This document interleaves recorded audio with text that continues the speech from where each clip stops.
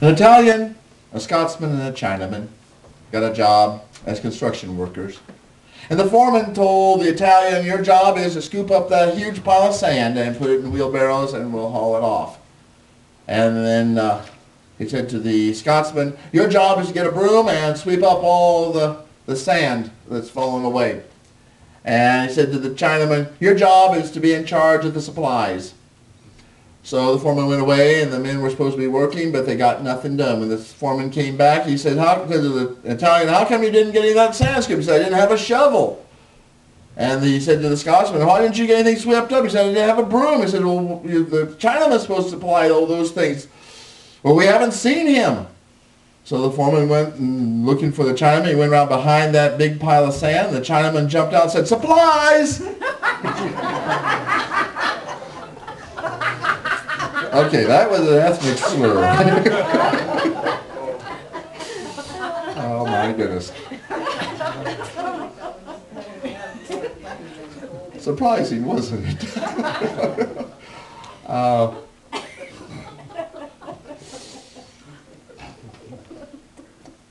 One year at Easter morning, the preacher was sitting down on the steps with the kids having the children's sermon. He said, do you know what Easter means? And one of the little kids says, yes, it's the day that Jesus rose from the grave.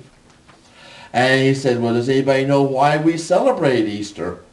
And one of the little kids says, because if Jesus sees his shadow, we'll have 6 more weeks of winter.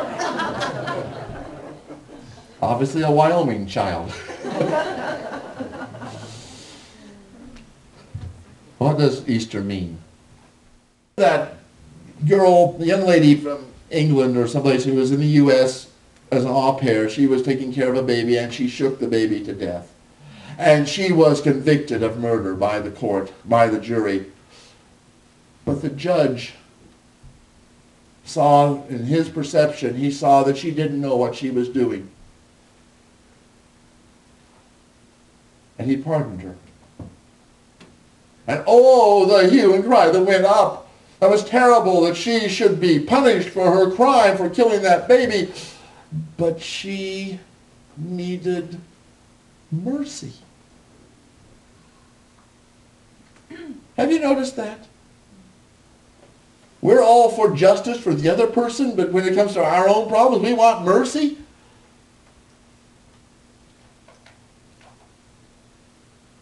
Well, our God is a God of justice and mercy. How God sorts it out, I don't know. But when we accept the responsibility and take that to the cross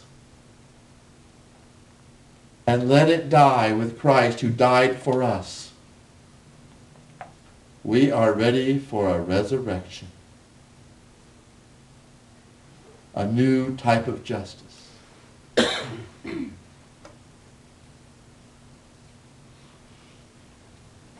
I heard of a college campus that had a club day. They had a club fair or an organization fair where all the clubs and organizations had booths out in the quad, and students could go around and see what the various clubs and organizations were doing and whether they wanted to join or not. Well, one Christian group set up a booth and they put a big sign over the top of it that said confession. Yep, it was a confession booth. But there was a different kind of confession booth because it was not asking people to come and confess their sins to them.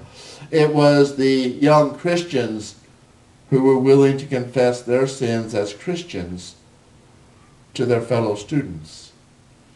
You know, we're really sorry.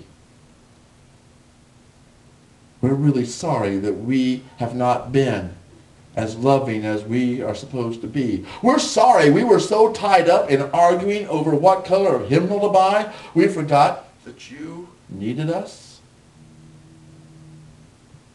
We are sorry that we took a mystery, peeled off the enigma, and wrapped it up in dogma and tried to stuff it down your throat.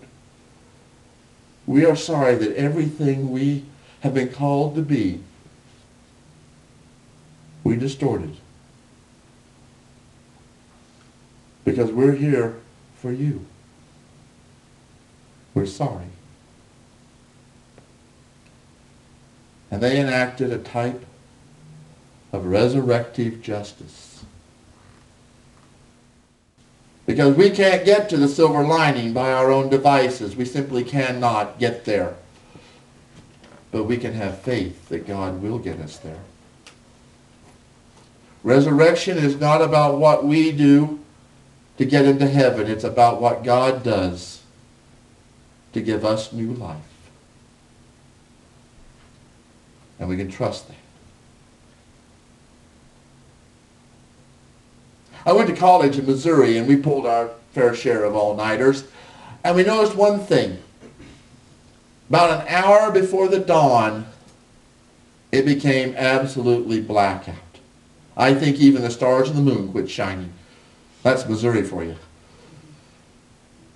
But in that pitchest black, bleakest moment, the birds would suddenly set out chattering and chirping and carrying on. I was going to say like there's no tomorrow, but they were carrying on because there is a tomorrow. Even in the darkest moment of their lives, they knew the sunrise was coming. And they were singing for joy that the day was starting, even though there was no way of knowing it yet. That is what resurrection's about. And that's how we can take it with us.